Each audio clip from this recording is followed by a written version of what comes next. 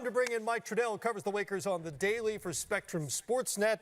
Welcome to this spirited conversation, Mike. You inhabit LeBron's orbit. What is your interpretation of that cryptic social media post?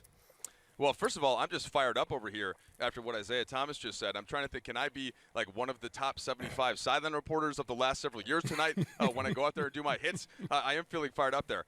As for LeBron, I think that there's just general frustration, right? He does not like to lose games, and the Lakers played pretty well defensively in the first three. In fact, you guys have talked about it, right? They're fourth in defensive rating, but the team has just not been able to hit a shot so far this season. The three-point shooting so far down below in the dredges there that it's barely worth mentioning the percentage. So that, of course, has to be cleaned up. The defense isn't making much difference if they can't make some shots. So clearly some frustration there from LeBron. I'll mention it, 22%. It's not good. That's right, yeah. If Russell Westbrook is going to be coming off the bench as expected, it sounds like when AD is back, how okay is he with that? Well, so Darvin Ham has spent several different times of having conversations with Russ about that. And the basic message is what Russ is best at is having the basketball in his hands, getting into the lane, kicking out to shooters, or trying to finish at the rim. And it's much more difficult to do that when he's on the court with LeBron James. So part of it seems to be just a staggering to try and get Russ back into a comfort zone of the way that he likes to play.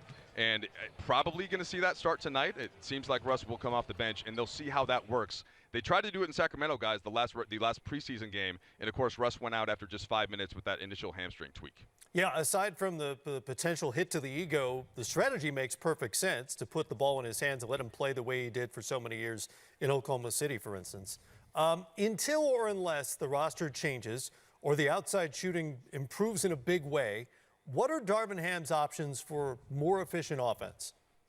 Well, look, the difficulty tonight, right, with Anthony Davis out is that is a major fulcrum of the offense, and they always like to talk about how offense is connected to the defense, and that's where AD makes the biggest impact. That is the biggest reason that the Lakers are fourth in defensive rating, even while struggling some on the other side of the basketball court. So they're just going to have to piece it together, and whether it's a Kendrick Nunn getting going from three, he's struggled so far from a shooting perspective. Patrick Beverley getting back up to his career average of 38%. They're going to need some of that shot making from some unexpected sources to get over the fact that they're not going to have Anthony Davis, especially in kind of a unique matchup, guys, with Gobert and Towns trying to figure out how they're going to play together.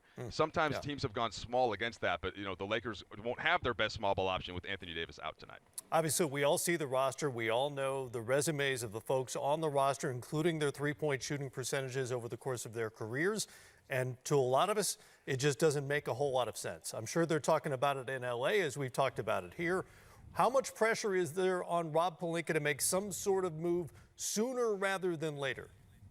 Well, so look, Matt, clearly you need shooting, right, to have an impactful team to try to get to where they want to go. But 1920, that was not a good shooting team, and the Lakers won the championship. True. They were 23rd in terms of makes, 21st in terms of percentage that year, but they had more wing defenders. They had more two-way players. So I think that's what they're trying to get back to a point of. Get the three-point shooting up a little bit and then see if they can find some additional help on the wing, because clearly that's something that's been lacking a little bit in comparison to the previous rosters. Mike, appreciate it. I've got you top 60, by the way. Oh, that's very nice of you, Matt. Reporters. Well, better tonight, motivated by Zeke. Appreciate the time. Mike Trudell with us